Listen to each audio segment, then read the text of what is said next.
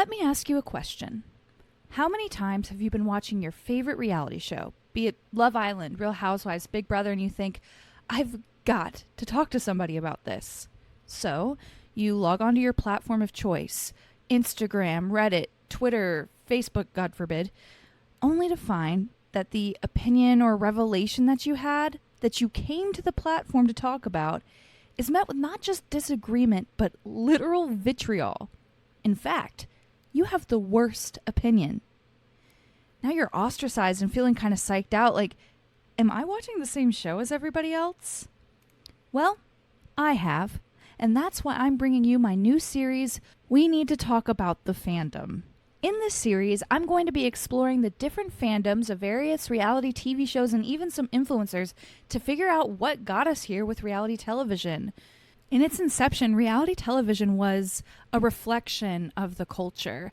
Reality television informed us about what was happening around us, but now we're informing reality television. Is that really how we want it to be? I was watching a YouTuber a few weeks ago, and he did a pretty good exploration on the production side of the way that reality TV is toxic. But when he started talking about something called frankensplicing, which is when editors take something that a cast member said at one point during filming and cut it and paste it into another point during filming, often into a different conversation, completely changing the context, tone, or the complete circumstance that they're in. That can totally change the narrative of the conversation and everything going on. And he started talking about how manipulative that was and how terrible it is of the producers to present these people that way. And I agree, but I had to ask myself, where's the accountability from the viewership?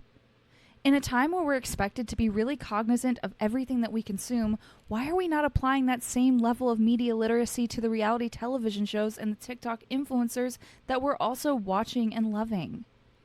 Here's the thing. I love being able to interact about the shows that I'm watching. Most of the time, when we're watching something as bizarre as reality television, we really do have to reflect, like what the fuck did I just watch? And then trying to engage with a viewer base that is so very different from one another definitely has its challenges, and there's an expectation that everyone's not going to agree, but there's this weird assertion that we as fans and viewers are supposed to be in control of what we're viewing, and that each show that we watch should reflect what we believe personally. And I just don't think that reality TV is designed that way. But what happens when, especially reality television shows that are connected to huge networks, when those networks realize that they're falling out of favor, how much manipulation are these cast members really undergoing just to appease the fans? These are questions I want to ask. On one hand, I believe that the fans are really kind of screaming into a void. Are we just anonymously virtue signaling on Reddit or tweeting all of our best takes for the likes or the upvotes or the reposts or what have you? Are we actually making a change in the dynamics of the show? Are we paying attention to who these people actually are?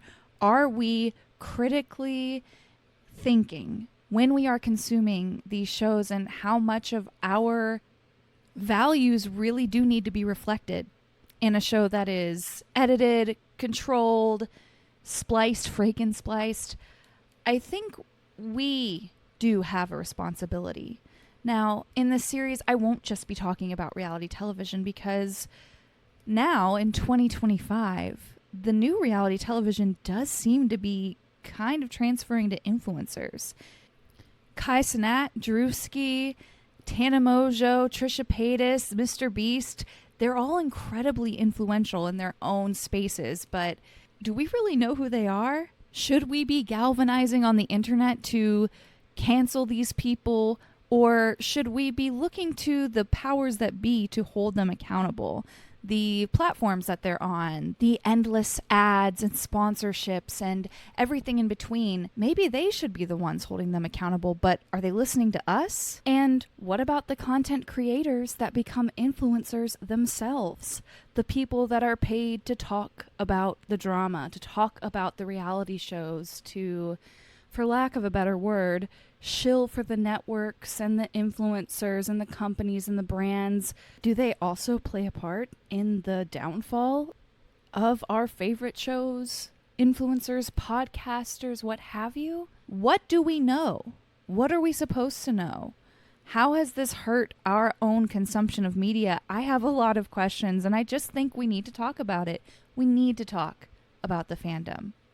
In my first episode in this series, I will be releasing an episode that I recorded with my friend Rob Schulte of Vanderpump Robs, where we talk about the Valley Reunion Part 3, and I know it's a little late, but I think you'll want to tune in. And this won't be my last conversation on the Valley, because, I have thoughts.